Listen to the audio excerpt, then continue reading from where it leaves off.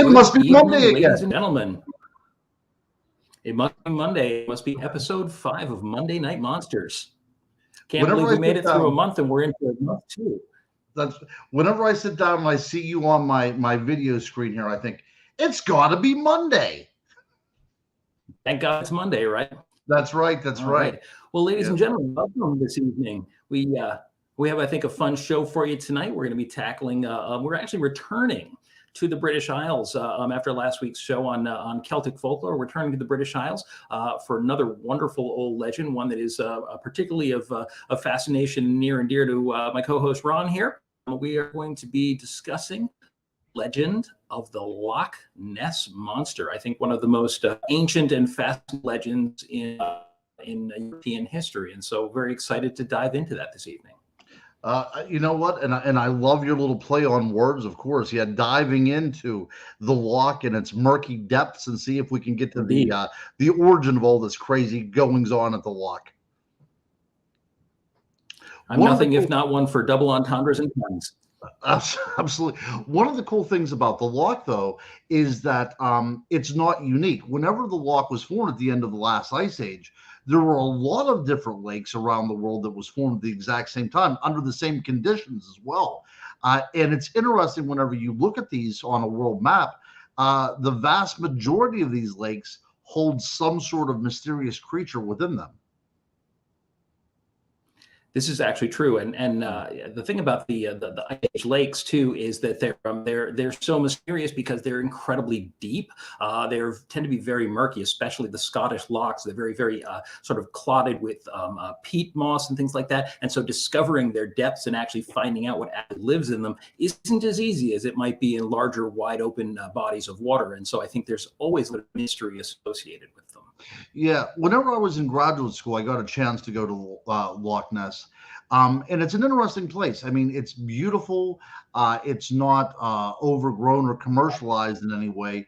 There's a couple of museums that are dedicated to the Loch Ness monster. And of course, you can find yourself a keychain there with a little Nessie on it, or you get yourself a hat or a shirt. But it's not overly commercialized to the point that it's like a Disneyland or anything.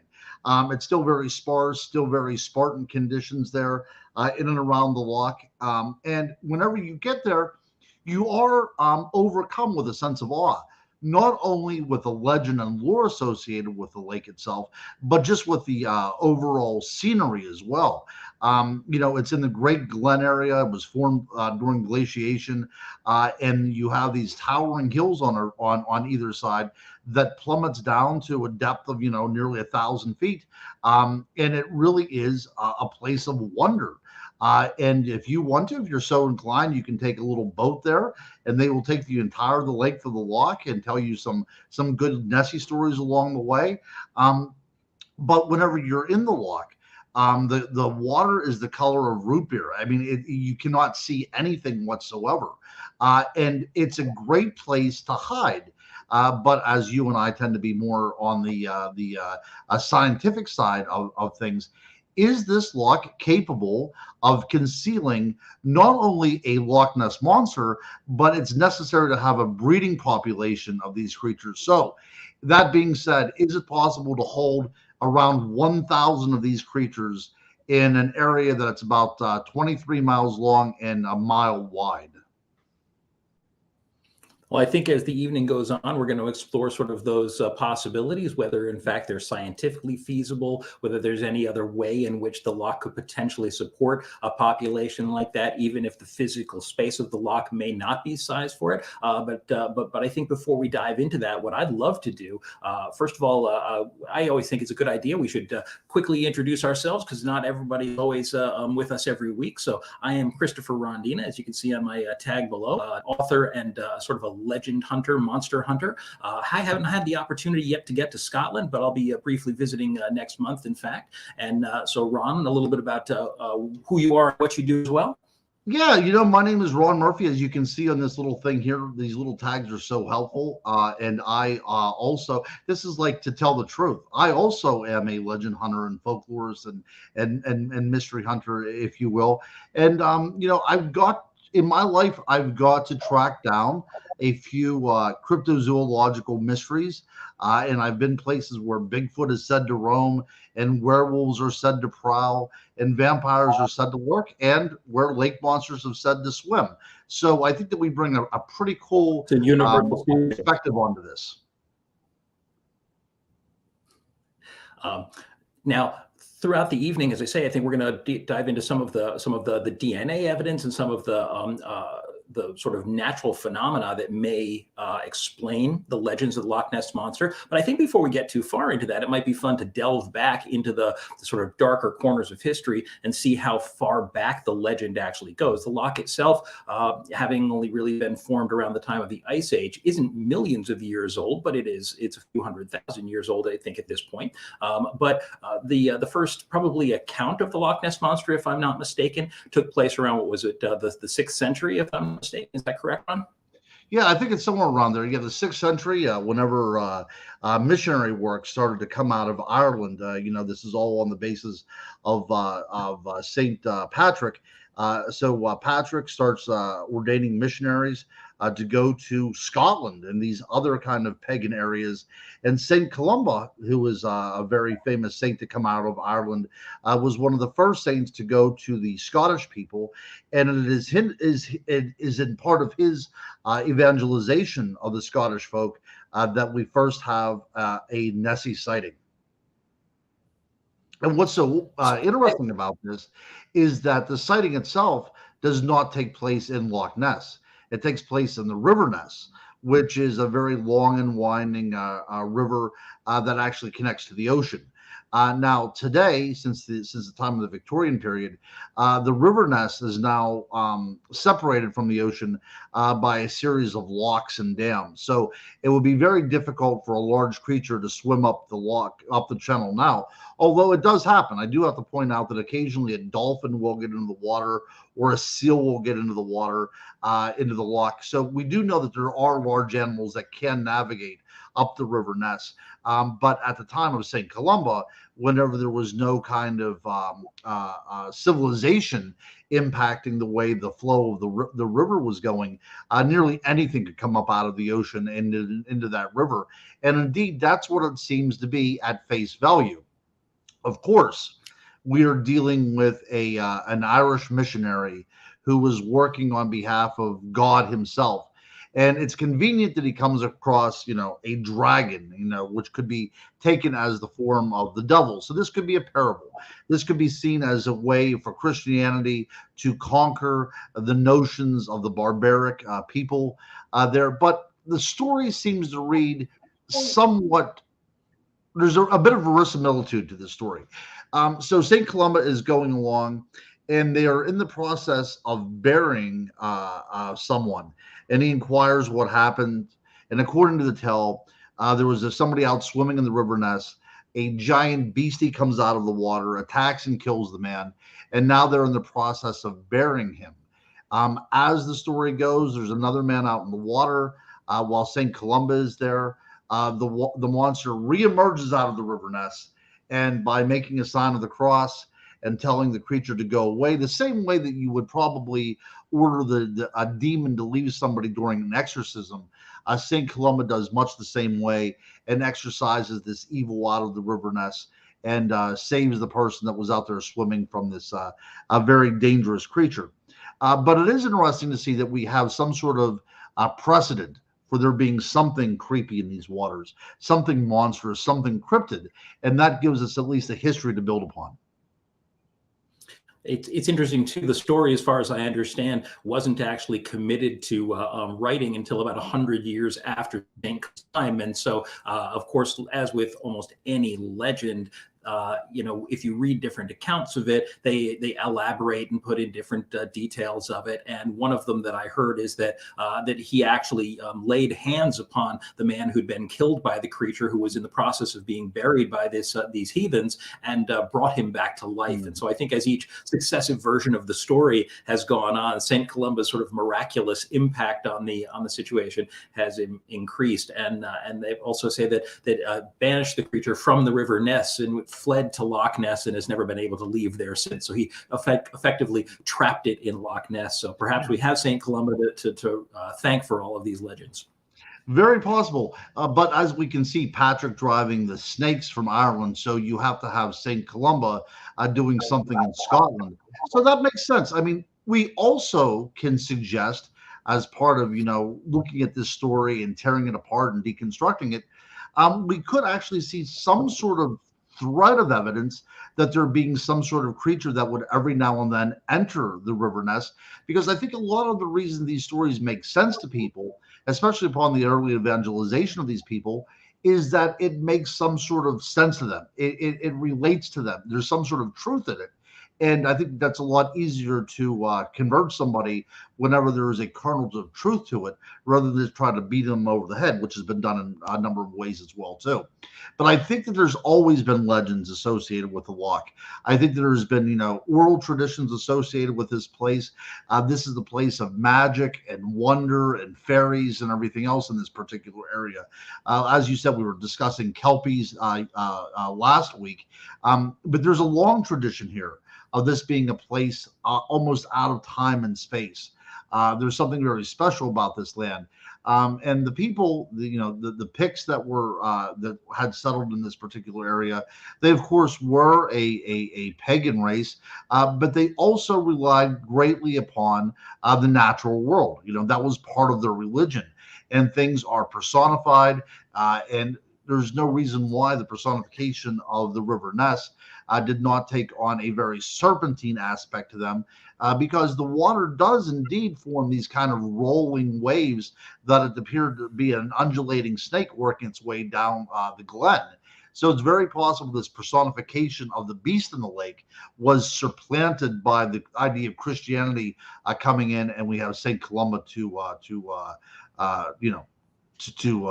take credit for that. In effect, actually, even in a lot of the pagan belief systems and philosophies, any creature that is a natural part of the ecosystem is often personified in a deity form in a much, much greater perspective. And so, for instance, there would be like a great stag who was the sun god, or a great bear who was a maternal god. And so with a lake like that, or a loch like that, that has water snakes, has eels, has large sort of curious looking fish, it seems even reasonable that they might believe that a fish spirit or an eel spirit that was of tremendous size might inhabit it. That would certainly be the kind of thing that would populate much of their folklore as well. Oh, absolutely. So the idea of snakes and the idea of serpents, because I think that we have to get to the idea of the sea serpent, the very lore of the serpent. When we talk about the serpent, we're talking about something that, like this particular image right there, something that is indeed snake-like. Very rarely is there ever any appendages mentioned, so it's something that is snake-like. If you look at the Greco-Roman world, we'll look at the Greek word first. Their idea of snake and snake worship is found in their the word ophilatria, which is the worship of serpents. And one of the reasons why serpents were so important to agricultural cultures, well, there's a couple of reasons actually. One of the reasons is that they were seen as potent symbols of healing. In the Greco-Roman world, in their mind, snakes were things that would live down among the herbs. They were constantly connected to the earth around them. And also, they were able to shed their skin, which looked like this kind of new birth, this rebirth. But there's also something in this tale that seems to represent the supplantation of one culture over another. When we look at the Greco-Roman world and we see this idea of snakes, we can see this in Apollo Pythos as well, too, around the Oracle of Delphi. The snake is a chthonic figure, which means it's of the ground. That's the literal term in the Greek. Chthonic means it's actually of the earth itself. So whenever you have something from the earth, you have something that is intrinsically tied to that particular area. With St. Columba coming in and St. Patrick before him, we see the uprooting of this old way being supplanted by a new way of thinking. Look, whenever we talk about lake monsters or anything, this is never going to be a simple thing about talking about a litany of reports, is it, my friend? We're always going to get a little bit No, it deeper. never is. Yeah. You So yeah, I think mean about that is my take. From a historical point of view and from a multidisciplinary point of view, looking at this from a purely anthropological term, it makes sense to me that a saint like Patrick in Ireland or a saint like Columba in Scotland was able to encounter something that had deep meaning to the people, and they were able to drive this out and replace it with another way of thinking. So much of the folklore from that period, the sort of great transition from pagan beliefs into later sort of monotheistic and Judeo-Christian beliefs, happened to also sort of embody the transition of earth-based belief, earth-based religions, where animals, earthy topics were considered sacred, to this cosmic belief system where the earth represented the things that were corrupt and the things that were dirty and the things that were bestial, and God was distant from the earth. God wasn't part of the earth. God was in some distant sort of celestial location. And you do see that in so much of it. And so, of course, I suppose if St. Columba was trying to make a name for himself, encountering one of these chthonic entities and being able to drive it away and sort of banish it to the loch would be that'd be a myth maker. And I suppose if you're trying to follow in St. Patrick's footsteps, trying to set yourself a myth isn't a bad idea. Not trying to in any way impugn the reputation of the great St. Columba, but even still, it's a worthwhile pursuit, or sort of an avenue of pursuit, to wonder if that may have had something to do with it. Right. I was thinking when we were talking about this that one of the great serpent myths that would have certainly impacted the British Isles, especially Scotland and Ireland, is Jormungandr. Jormungandr, the great worm, who was the Midgard serpent of Old Norse mythology. Now, of course, Norse impact, especially in the northern British Isles, in Ireland and in Scotland, still felt there today. And so many of those settlements have a great deal of Nordic blood in them, and you have a lot of bleed over in those belief systems. And this is, again, it's one of the sort of dark chthonic creatures in Norse mythology, this enormous serpent, which was said to completely encircle the world and hold its tail in its own mouth in order to sort of keep the world intact. And it was said that when Jormungandr finally released its tail and rose from the ocean, that it would bring about the twilight of the gods, the end of time. So it was this apocalyptic serpent beneath the waves. So even that, I imagine, has got to be somewhere sort of beneath the subconscious of the Scottish myth system. Well, that's an excellent point, Christopher, and that's why I'm so glad that we shared Monday Night Monsters together. So we talked about the idea of supplantation of different ideas. So when we talk about the Pictish people, we're talking about people that also have dealt with the Viking culture coming over there and supplanting and synchronizing with so many of their legends as well too. So we see successive generations reshaping their worldview on how everything is, the outlook on everything. So of course we do see the idea of Viking influence, Scandinavian influence in this. But when we even look at the tale of Beowulf, we see very early on, before he fights Grendel and his mother, that he too encounters a very large sea serpent as well, which he's able to defeat. So this idea again and again and again of our heroes encountering something from the sea, something serpentine from the sea, and being able to conquer that, does show first of all the idea of Judeo-Christianity coming into being, because even though Beowulf was part of an oral tradition that precludes the Judeo-Christian aspect, it was definitely written at a time whenever Christianity was beginning to spread and take hold on the British Isles. But with Beowulf, though, you do, again, like I said, you have the idea of these great serpents that inhabit the ocean, and only the very special and the very set aside can go about conquering them. But we can go back to the very first work of literature, which is the Epic of Gilgamesh, and we see a sea serpent in there as well too, that comes up and snatches eternal life from our main character Gilgamesh. So from the very beginning, we've always been looking at the waters with a sense of uneasiness and with a sense of what lies beneath. And that, I think, that ultimately is one of the reasons that even just the fairly contemporary idea of the Loch Ness intrigued so much. There's nothing that both terrifies and fascinates us more than the idea of something that is just beneath the surface, invisible, and yet potentially has the power to devour us. I mean, it's the reason why things like movies like Jaws and the idea of the Kraken, which we were talking about a couple of weeks ago in our cryptid, anything, the sea is one of the most intriguing, one of the most underexplored, and one of the most terrifying things in any body of water. To us, I think the idea is that you have this sort of malleable surface, and we like to be in the water. We like to be on boats. We like to go fishing. We like to swim. It's something that human beings love so much, but it's always a little bit of an anxious experience because you have this surface and you know that beneath that surface, below what you can see, something can appear in a heartbeat and take a bite out of you. And that in itself is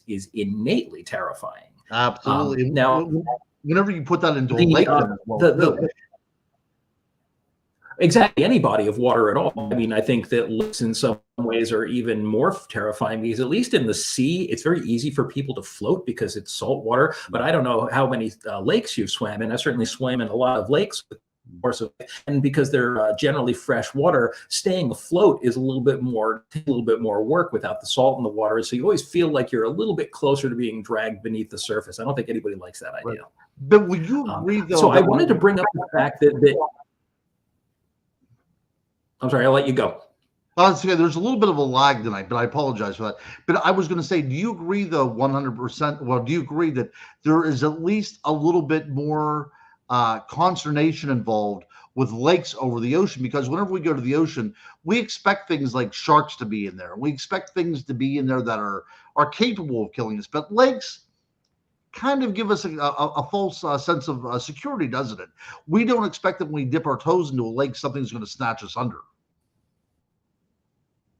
Well, it depends how many Stephen King books you've read, but as a rule, I think you're right. Yeah.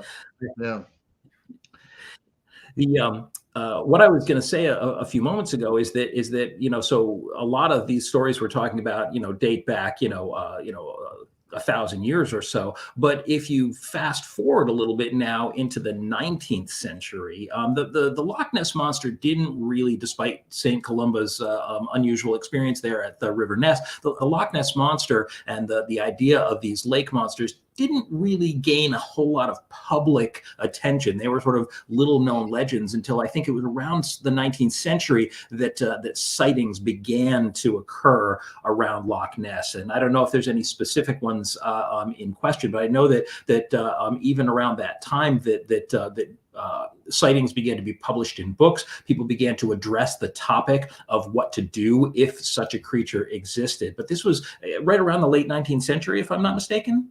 Yeah, you're probably looking around like the late 1920s. And the reason for that is because, you know what they did, Chris? They decided to put a road in that ran parallel with Loch Ness. And after that time, it opens up the traffic, and people that are not used to being in the wilderness, not used to being around lakes and woods, all of a sudden are coming out of London and Edinburgh, and they're vacationing up there, and now they're starting to see strange things they cannot account for. Now, it's my understanding that the first known photograph of something that was identified or sort of associated with the Loch Ness Monster legend was taken in 1933 by a gentleman by the name of Hugh Gray. And this is considered to be the first published photograph of the creature. And what little I've read about it, or what little I know about it, is that no one's ever tried to claim that the photograph is a fake or a hoax of any kind, but that it is, as you can see here, pretty difficult to identify what exactly is in the image, but it definitely has a very serpentine look to it. And I would say, although it's a very old photograph and quite blurry, even maybe some indication of either fins, flippers, or some kind of appendages in there, but it is difficult to make out any real details in it. I don't know if you know any more details about it, but I'd love to hear your thoughts on it. Yeah, there's very little details regarding this. There's been a lot of people trying to debunk it, saying that it's an overturned boat. Some people have suggested it's a bird in the water that's starting to take off. Looking at it right now, it's hard to identify unless I was that person taking the photograph.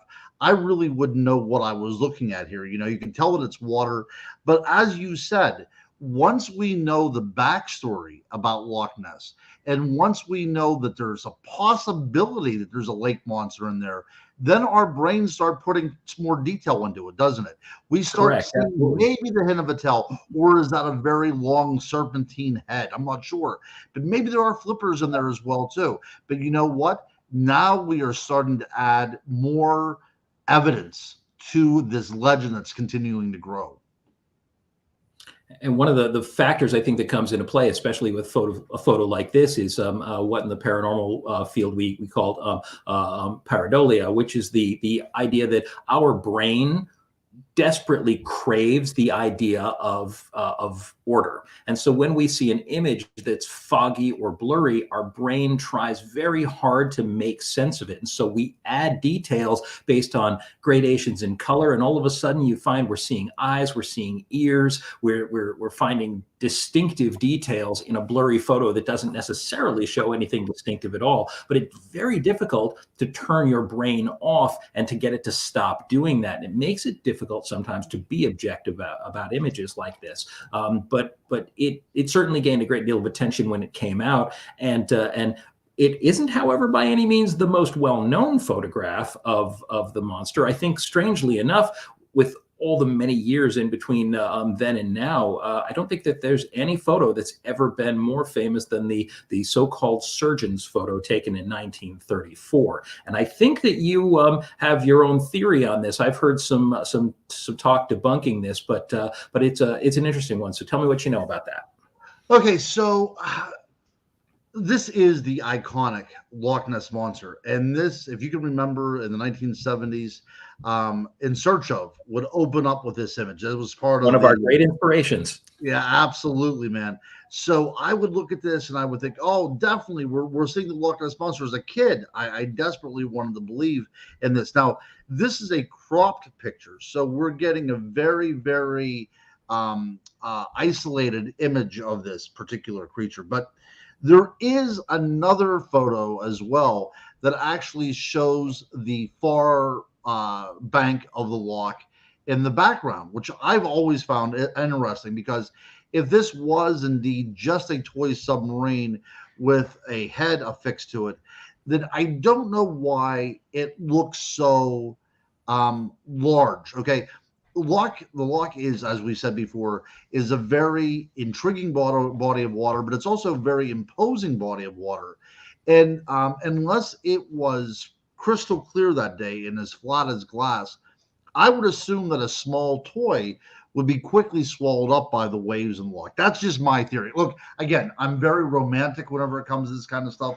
I want to believe that there's a monster there. And this is one of the reasons why, because in this surgeon's photo, and gosh darn it, surgeons aren't supposed to lie to us, are they? But I was on a panel with Lauren Coleman a few years ago, and he claims that the surgeon had to create this ruse to prove that he was in Scotland instead of having an affair on his wife with somebody in London. So he had to use this as kind of an alibi. So this is why it was all concocted. That's a lot of work to go to hide an affair. Okay, maybe it really is. I think. I'm not sure. Yeah, it's right. That's right. That's right. But you know what? I think that I would get more in trouble by bringing that up, because I don't think anybody's going to believe that I saw a lake monster. But at least try to give him a time and place. It gave him a context of being up in the Highlands of Scotland instead of with his paramour in London. But I've always been drawn to this picture. I've heard people say that he had recanted on his deathbed and said that it was indeed a fake.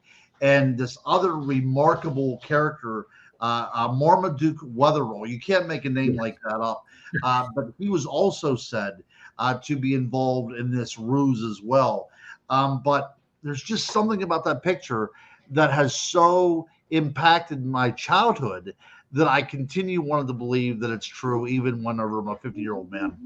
And you and I are both on the same page about that part of it. I mean, again, that was, I think, one of the first images that came on screen. Now, by the way, for those of you who are young whippersnappers who don't know, In Search of was a 1970s television series that was basically something a little bit like what we're doing here today, and like a lot of these paranormal shows nowadays. It would explore every week famous, well-known legends, and it started with this very sort of dramatic and imposing music. It was narrated by Leonard Nimoy, the actor, of course, who played Mr. Spock in Star Trek. And it was fascinating. And I think kids like Ron and I just ate this stuff up, whether it was stories about, the devil possessing people, or about UFOs, Bigfoot, and all these fantastic monster stories. And I saw that same image every week, and I was every bit as fascinated.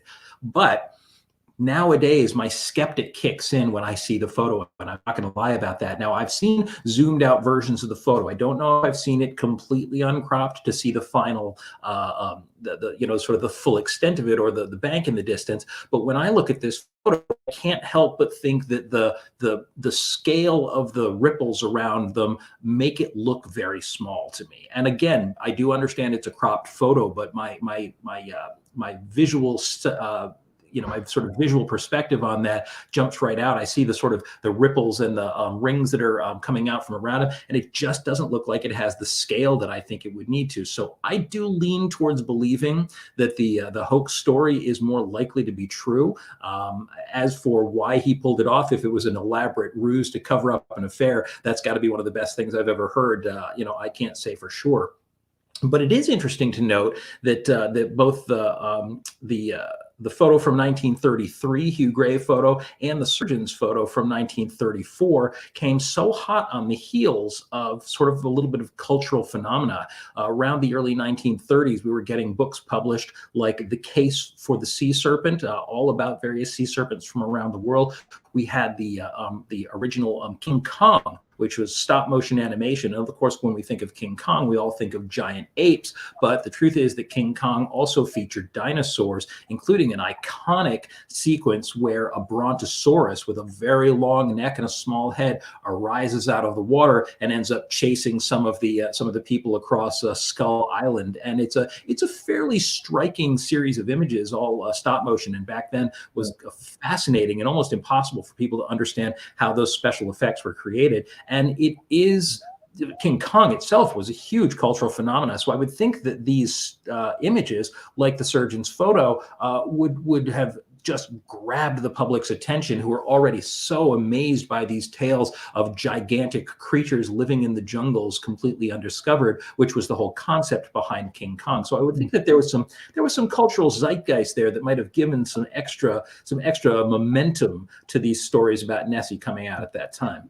Yeah, you play a good devil's advocate, and I will tell you the thing that shatters my childhood wonderment about the Loch Ness is indeed King Kong, because we have this incredible brontosaurus encounter, like you had said, that looks so dramatically similar to the surgeon's photo. Even the way the shading is and everything with the lighting, it looks like something out of Skull Island. So I will give you that. The possibility that this photo was faked to be part of part of the culture, like you said, I think that has a lot to be said. That I like to say that history does not exist in a vacuum. It all kind of plays in and of itself. So for this surgeon's photo to come out was in the right time and in the right place. I agree with you there.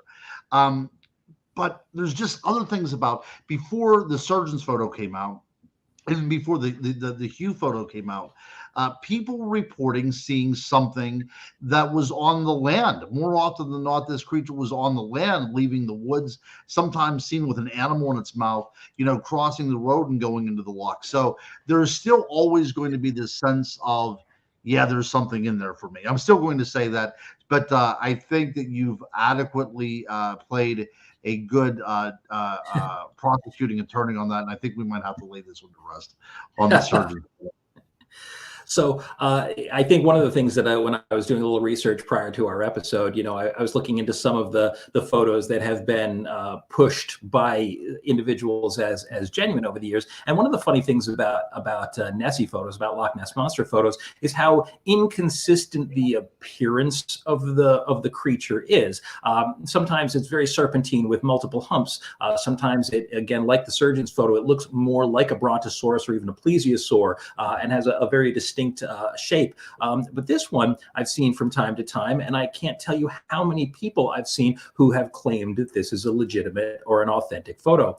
And that's funny for a lot of reasons, because in terms of clarity, it's right up there with the surgeon's photo. I mean, it's not a terribly clear image, but with those little horns and you can almost see a face on the creature, it's an intriguing image. And I will say that the perspective and the size of the creature looks a bit more likely to be authentic.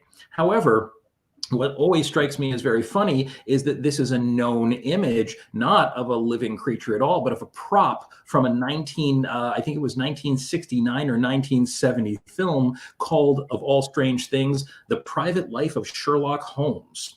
This was a film directed by Billy Wilder, very well-known director at the time.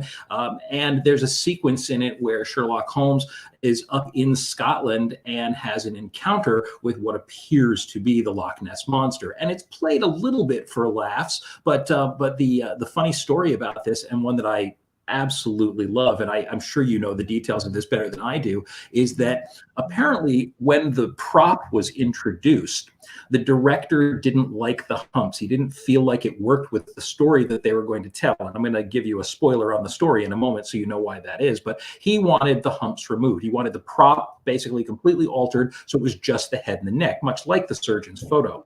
And the prop masters, the creators of the prop, said to him, listen, that's going to affect the buoyancy of this thing, which has got to float and move through the water. And he said, I don't care. I don't want those humps. Get rid of them. So they did it. They got their shot. They got the shot, and it's shown in the film if you ever get a chance to see it or even watch a clip on YouTube. But very shortly thereafter, the prop completely sank, and they were not able to recover it. And this led to, I think, one of the most fun stories ever, which was, what was this, Ron? I think you may know this in, what was it, about 2016? There was a documentary film crew working in Loch Ness, and they were able to find the prop, but they found it by accident. So basically their cameras suddenly caught this enormous Loch Ness monster down at the bottom of the loch, and I can imagine gave everybody a little bit of a fright, but it turns out that it was the prop from this 1969 film and is still sitting there. So I think you can legitimately say there is a Loch Ness monster at the bottom of the loch, no matter what anybody else says at this point. That's right. Now, Mary Beth Reimer, one of our listeners, said it looks like a giraffe head. And we'll talk about those silly-looking protuberances on the top of the head, but that is almost it's a very ubiquitous thing whenever it comes to sea monsters and sea serpents.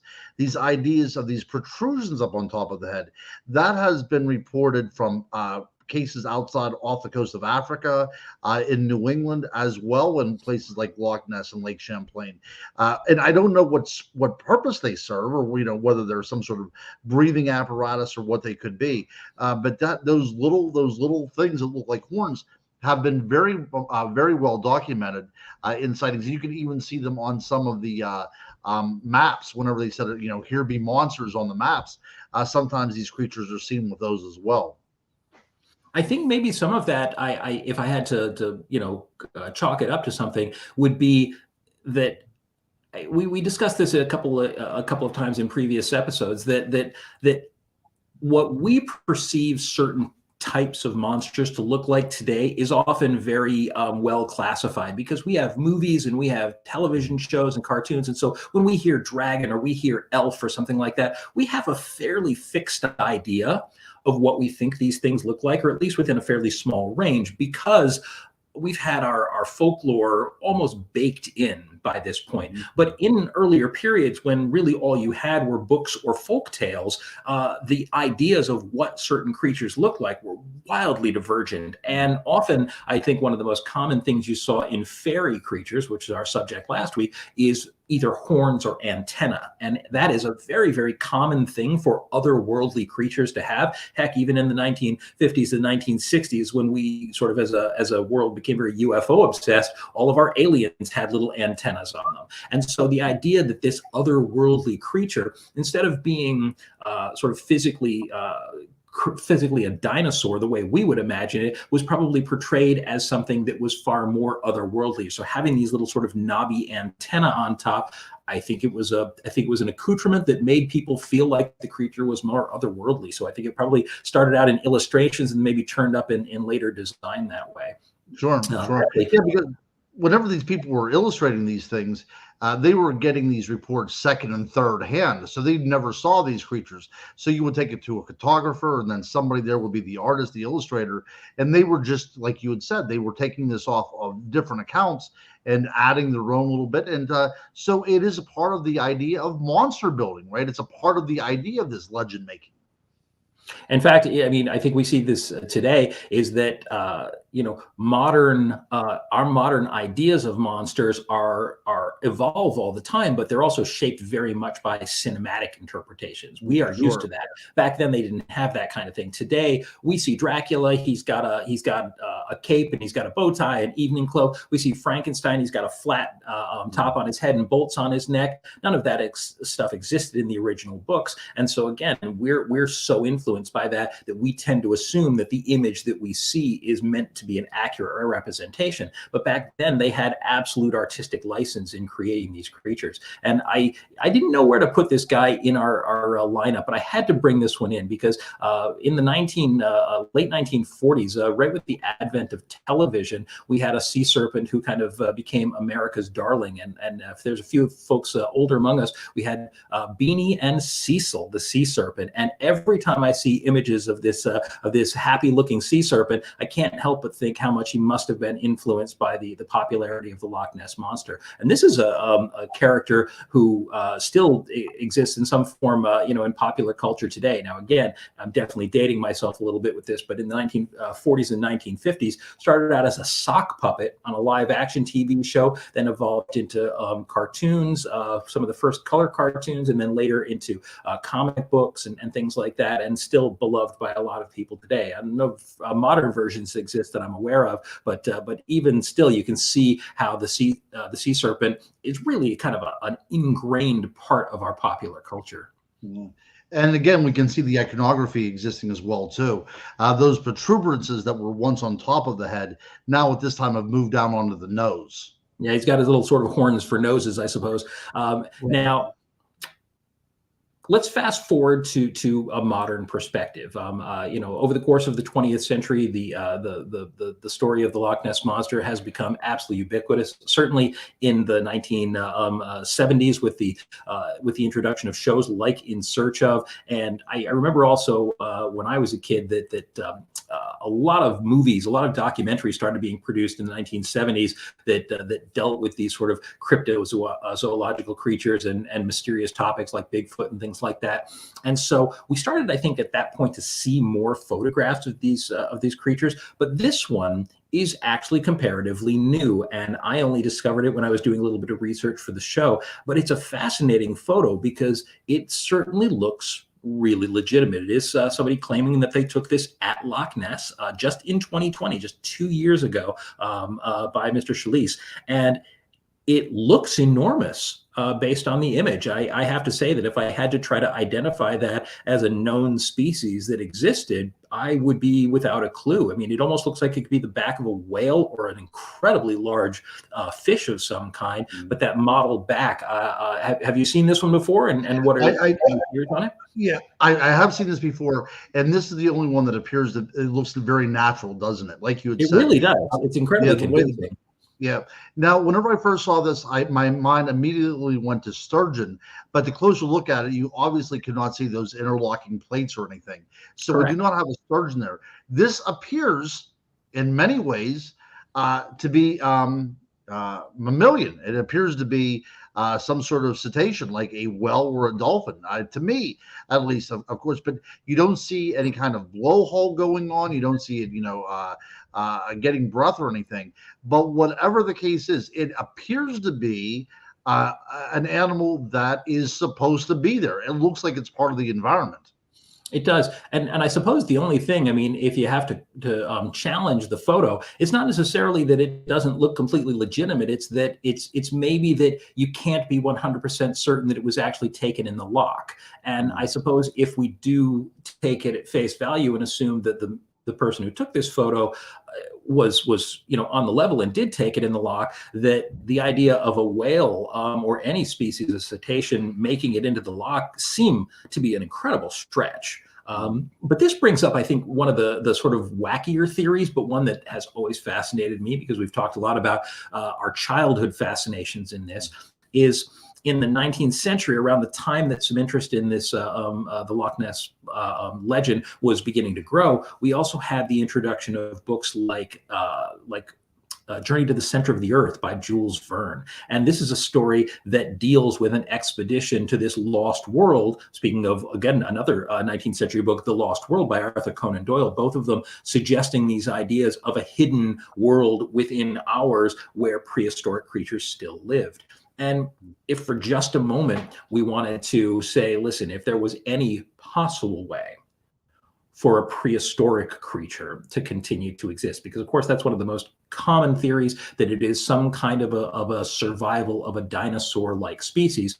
If that was ever going to happen, the loch couldn't support it, not on its own. But what if the loch was not its only option? What if it was actually coming from some kind of a subterranean cavern? The idea of this subterranean world existing below ours is one that's been incredibly popular for at least 200 years at this point. I think Jules Verne used a Scandinavian word for it, called it Scotaris, this supposed hollow earth theory. And there's a tremendous number of people who actually still support the hollow earth theory to this day. I'm not going to claim to be one of them. I think that it's pretty thoroughly disproven, but it does absolutely fascinate. It intrigues the mind to imagine that just below the surface of what we can detect, 100 miles beneath the surface of the earth, is this entire ecosystem with creatures left over from the dawn of time in there. And I do admit that it's a fascinating one. It is, and that was the basis of the new King Kong versus Godzilla movie. If you happen to see that. Yeah, the idea that there's that place where all these great gargantuans had come out of, only to return again. It is fascinating. And there's also, to connect some dots here, Sir Arthur Conan Doyle he's from Edinburgh, so he's only 3 hours down the road from Inverness. So I think that probably has something to play on as well. But that particular area is really rife for this kind of thing. Getting back to when we first began this is a place where fairy encounters have taken place. This is a place where religions collide.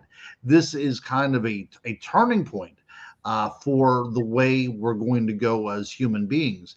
And I think that there's really, it's a great place. It's a great location. It's a great setting. And you really could not have a cinematographer pick it out any better to find a location like Loch Ness to have all these theories and legends associated with it.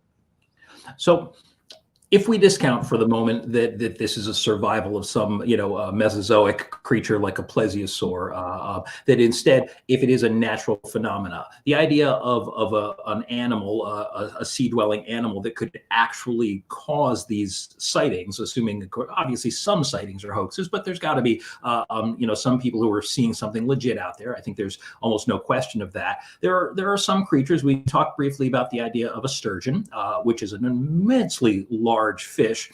And the thing is that some of the images that we're going to show here are of average sized examples of these creatures, but they have the potential to grow much larger, and species that are larger than that could exist. Now, I don't think any versions I've heard of the Loch Ness story ever suggest having a dorsal fin, but even still, the idea that in choppy waters, a very large animal like a sturgeon could produce the images that people think they're seeing, it seems legitimate to me. It seems at least well within the realm of physical possibility.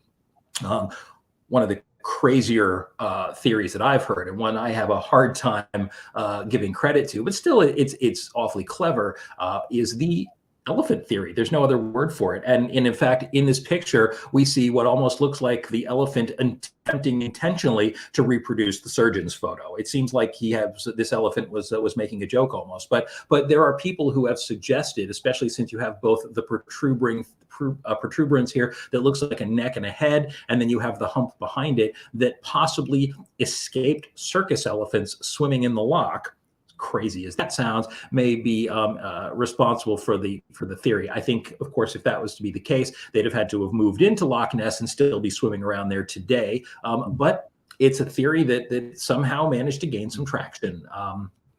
And so willing to stretch the realms of possibility pretty far in order to try to discount the idea of the creature being real. Well, that's a good point. Whenever the surgeon's photo actually came out, there were people that were doing research, and they suggested that a traveling circus that was playing up in the Highlands of Scotland simply stopped by to wash their elephants in the loch that day, and the surgeon took a picture of that, and that's what was going on. It's a mighty big stretch, I got to tell you. That's a mighty big stretch, yeah. Yes. I'm not sure how my elephant would do treading, 1,000-foot water, but we'll take a chance on it, I suppose.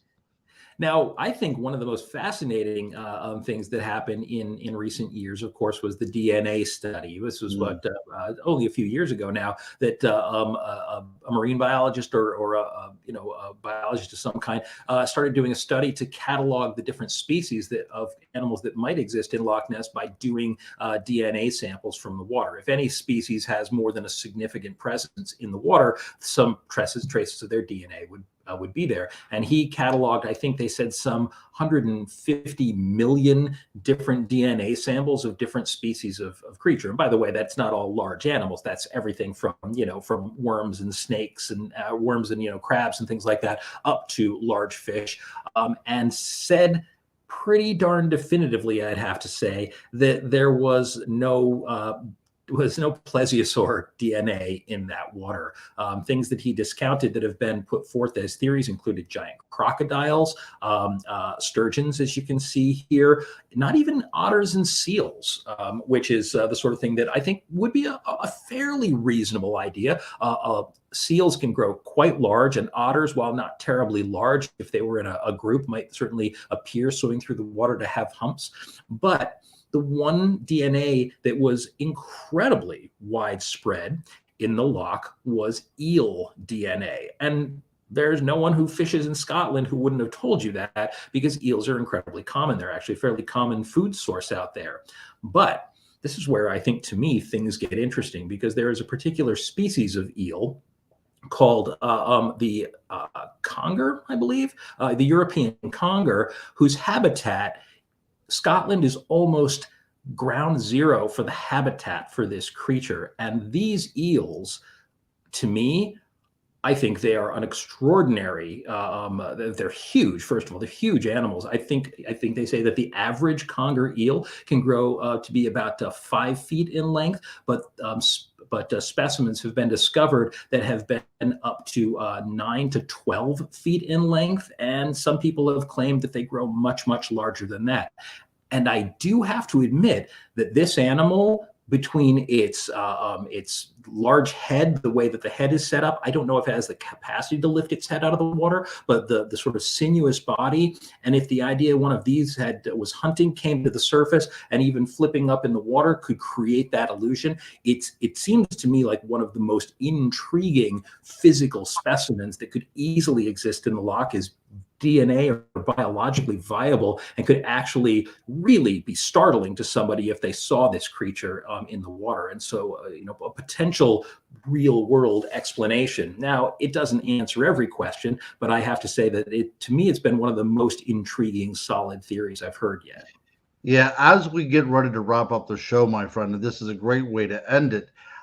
Because of course, whenever they did the environmental DNA, the eDNA test, I was hoping it was going to come back plesiosaur, but whenever it came back with so much eel DNA, it led me to remember an interview I did with a gentleman by the name of Steve Alton, probably about 5 or 6 years ago. He is the one that wrote the Meg. So if you like megalodons, he wrote the great, yeah. But he also wrote a book called The Loch. And in the book, The Loch, it was going over the Loch Ness monster. And his theory indeed was a conger eel, which was interesting because this came, yeah, it came back. Apparently, these eels have the capacity, I believe that the possible termination of the size that these things can get could be about 30 to 50 feet if they were left to go on their own. That's a huge creature, you know. Also, they have the capability of scurrying across the water as well, too, or scurrying across land, I should say. Often they get trapped in tidal pools, the smaller ones, and they are very serpentine-like and can easily, it looks like they're crawling, like a snake would be crawling across land to go to the water. So, you know, there's nothing to say that there's, you know, a 30-foot long one of these kind of creatures would not go up to land, you know, to fetch something that was, you know, coming down to the water to drink or what have you. And they also have the capacity on these little, almost these modified fins where they can rise up as well, too. Now, I don't think that we're going to get the serpentine head in the water, but if one of these things were on land, I think the capability of it kind of rising up would rather be very jarring.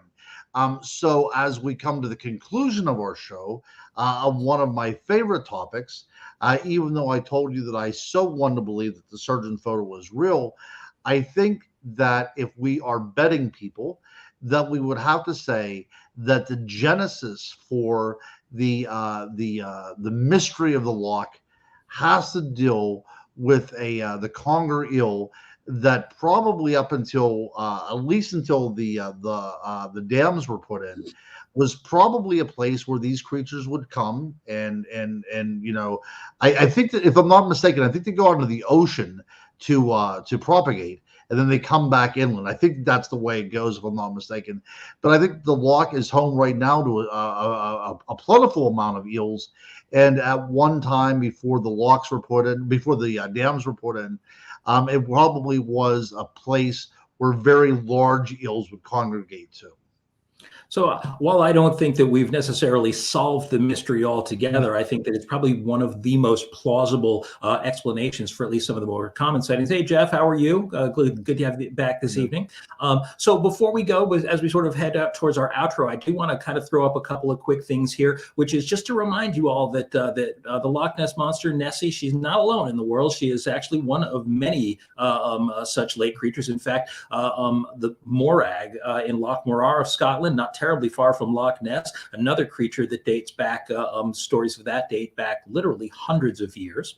Here in the U.S., we are not without our legends as well. Up on the borders of New York and Vermont, heading up into Canada, we of course have the legend of Champ or Champy, depending on who you ask. And Lake Champlain. Yep. Sorry, I do want to interject. And Lake Champlain and Loch Ness are the same geological age as well too. So there you go. At the same time. Yep. And of course, in British Columbia, the story of Ogo Pogo was kind of a local mascot as well. And so it seems to me that the sea serpent myth obviously strikes a very, very deep chord within us. We are intrigued by it, and I think that we will continue to be. Of course, Loch Ness has been featured in many different films over the years for the last century or so. Some well known, some sort of cheesy monster movies, and some sweet family films. But I think that the one thing you can absolutely say without question about the Loch Ness monster is she's one of our favorite creatures. She really is one of the most beloved legends on Earth. So, you know, if we ever discover that she is completely legit and she raises up out of that loch, I got to tell you, I'll be right there with you cheerleading her. So absolutely, exactly. Ladies and gentlemen, once again, I want to thank you so much for joining us tonight on Monday Night Monsters. Had a lot of fun with this evening's show. I want to remind you, of course, that if you have a chance, you should click that like button and subscribe to us so that you'll see our future shows. We haven't settled on a topic for next week yet. We'll probably discuss that a little while, but hopefully have something really fun for you guys. Please come back and visit us or watch this later on if you have a chance to, didn't get a chance to come in earlier this evening. And we will see you next week on Monday Night Monsters.